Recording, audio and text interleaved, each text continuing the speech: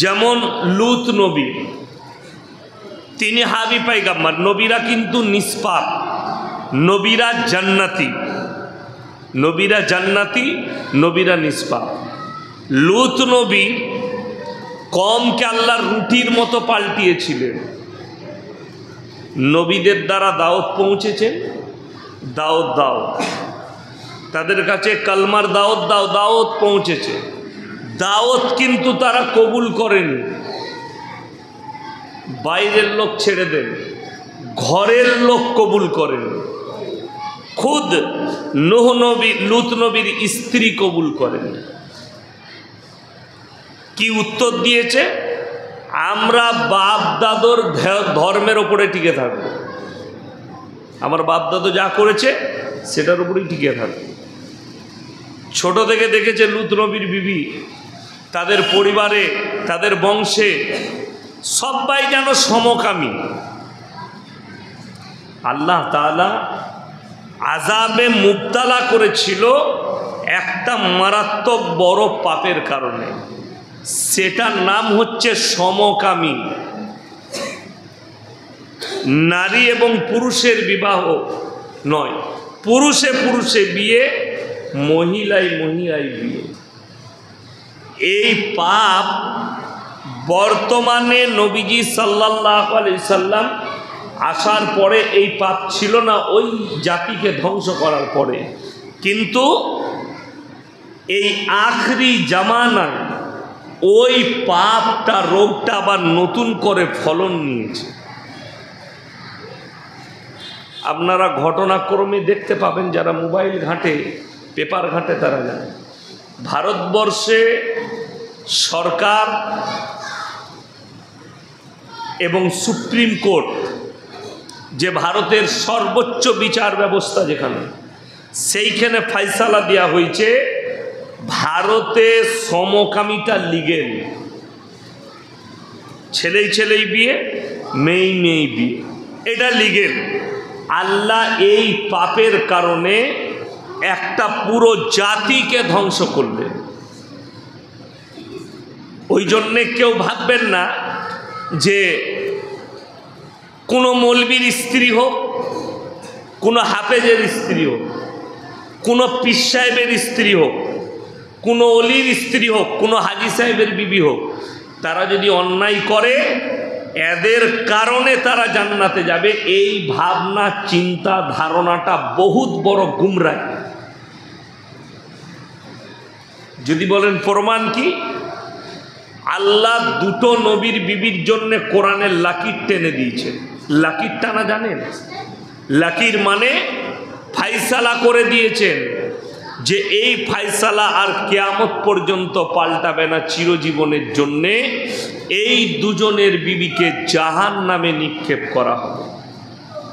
কোরআনে আছে, যারাবাল্লাহু মাসালান লিল্লাযীনা কাফারু ইমরাআতা নূহিন ওয়া ইমরাআতা লূত কানাতা তাহতা আবদাইনি মিন ইবাদিনা সালিহাইনি ফাখানাতাহুমা ফালাম ইউগনিয়া আনহুমা মিনাল্লাহি শাইয়্যা ওয়া কিলা দুখুলান নারা মা'আদ দাখিলিন। আল্লাহর উপদেশ নবীজির কাছে, নবী শোনো আর উম্মতকে শোনাও। দুজন নবী আমার কাছে খুব খাস পয়গম্বর, হাবি পয়গম্বর, নূহ নবী, লূত নবী। এই দুজনের বিবিকে জাহান্নামে দেব, পৃথিবীর কেউ আটকাতে পারবে না। এর ব্যাখ্যা বিশ্লেষণ মুফাসসিরিনরা করতে গিয়ে বলেছেন যে এই আয়াত থেকে, এই তাফসীর থেকে এই নিচড়টা বেরিয়ে আসে যে নবীর বিবিরা যদি রেহাই না পায় অন্যায় করার পরে, তাহলে একজন মৌলবীর বিবি কি করে অন্যায় করে রেহাই পেয়ে যাবে? কথাটা বুঝাতে পারলাম? একজন মৌলবীর বিবি, আমার স্ত্রী, যদি সে অন্যায় করে, দিনদার না হয়, বদ্দিন হয়, বদ আখলাকি হয়, আমরা হাদিসে শুনেছি, মৌলবীদের মুখ থেকে বয়ানে শুনেছেন যে একটা নারী একা জাহান্নামে যাবে না, স্বামীকে নিয়ে যাবে, বেটাকে নিয়ে যাবে, বাপকে নিয়ে যাবে, ভাইকে নিয়ে যাবে। যেটা শুনেছেন হাদিসটা ঠিক, ব্যাখ্যা বিশ্লেষণটা ভুল আছে। যদি কোনো ভাই তার বোনকে দাওয়াত দেয়, বিয়ের আগে পর্যন্ত পর্দা করো, পুশিদায় থাকো, ইজ্জতকে রক্ষা করো, নিজেকে ঢেকে রাখো, পর্দায় থাকো, নামাজের দাওয়াত দেয়, সেই ভাই নিজের দায়িত্ব থেকে ফারেগ হয়ে গেল। কোনো বাপ তার মেয়ের বিয়ে পর্যন্ত যদি তার মেয়েকে দাওয়াত দেয়, মা তুমি পর্দা করো, মা তুমি নামাজ পড়ো, মা তুমি রোজা রাখো, সে যদি নিজের দাওয়াতের কাজটা ঠিক করে, বিয়ের আগে পর্যন্ত বিয়ে পর্যন্ত বাপ ফারিগ হয়ে গেল, তাকে দাওয়াত দিয়েছে। সে যদি কবুল না করে তারপরে কিন্তু সেই দায়ী। স্বামী স্ত্রীকে মৃত্যুকাল পর্যন্ত ভালো কাজের আদেশ করবে, অসৎ কাজের নিষেধ করবে। স্বামী ক্লিয়ার, বাপ ক্লিয়ার, ভাই ক্লিয়ার, স্বামী ক্লিয়ার, তাদেরকে দাওয়াত দিবে। এরপরে যদি কোনো স্ত্রী তার স্বামীর দাওয়াতকে, ভালো কাজের আদেশকে কবুল না করে, সে যদি খারাপির মধ্যেই থাকে, কিয়ামতের দিনে স্বামী আর আল্লাহর কাছে দায়ী থাকবে না, সেই স্ত্রী নিজে দায়ী হবে। আজকে আমরা যারা, অনেকে জানেন না,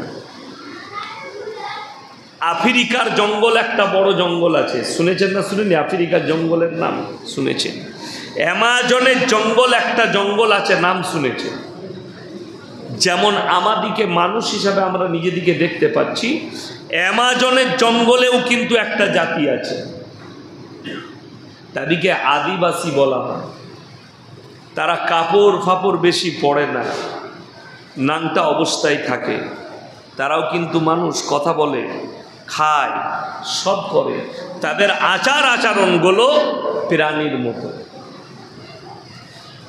হাদিসে আছে কিয়ামতের দিনে আল্লাহ রাব্বুল আলামিন ওই জাতিদিকে, যাদের কাছে কোনো দাওয়াত পৌঁছায়নি, পৃথিবীর যে কোনায় কোনায় থাক, সমুদ্রের তলে হোক, জঙ্গলে হোক, যাদের কাছে কোনো দাওয়াত পৌঁছায়নি, এটা তোমার রব, ইনি সৃষ্টিকর্তা, যে কোনো দাওয়াত যাদের কাছে পৌঁছায়নি, তাদের বিচার হবে, আল্লাহ তাআলা জান্নাত আর জাহান্নামের দরজা খুলবেন, যে তোমরা ইচ্ছা মতো জায়গায় প্রবেশ করে যাও। জোরে বলুন সুবহানাল্লাহ। তারা জান্নাতে প্রবেশ করবে, জান্নাতি, তাদের বাকি কোনো হিসাব থাকবে না। আমরা মনে মনে করি আল্লাহ মানুষের হিসেব নিবেন, মানুষের হিসেব আল্লাহ নিবেন, কিন্তু জানেন সেইখানে হিসেবে তিনটে দল তৈরি হবে কিয়ামতের দিনে। কটা বললাম? তিনটে। ওয়া কুনতুম আজওয়াজান সালাসা, আমি মানুষকে তিনটে দলে বিভক্ত করে দেব।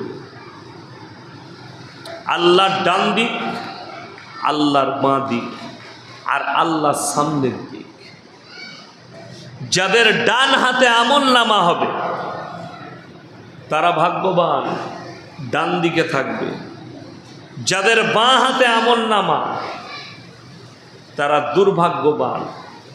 আর আল্লাহ বিচার তো সিংহাসনে থাকবেন, বিচার তো এইভাবে করবেন না, যে দাঁড়াও তুমি কি কি করেছিলে, তুমি এই কাজ করেছিলে, এতগুলো লোককে বলবেন না। আল্লাহ আল্লাহ তাআলা বিচার করবেন এত সূক্ষ্মভাবে, কোরআনে স্পষ্ট করা আছে যে আমার বিচারটা এত স্পষ্ট হবে মানুষ অনুভবও করতে পারবে না। কোরআন খুললেই পাবেন আল্লাহ কিভাবে বিচার ব্যবস্থা করবেন, মানুষের কাছ থেকে বিচার দিবেন। কোরআনে আছে ইকরা কিতাবাক কাফা বিনাফসিকাল ইয়াউমা আলাইকা হাসিবা। আল্লাহ তাআলা কিয়ামতের দিনে বলবেন তোমাদের হাতে আমলনামা দেয়া হয়েছে, ইকরা কিতাবাক কাফা বিনাফসিকাল ইয়াউমা আলাইকা হাসিবা। তোমরা নিজের মুখে নিজেদের হিসেব দাও, নিজের মুখে পড়ে শোনাও তোমার আমলনামা। আল্লাহ প্রত্যেকটা নারী পুরুষকে বলবেন নিজের নিজের আমল নামা পড়ে শোনা।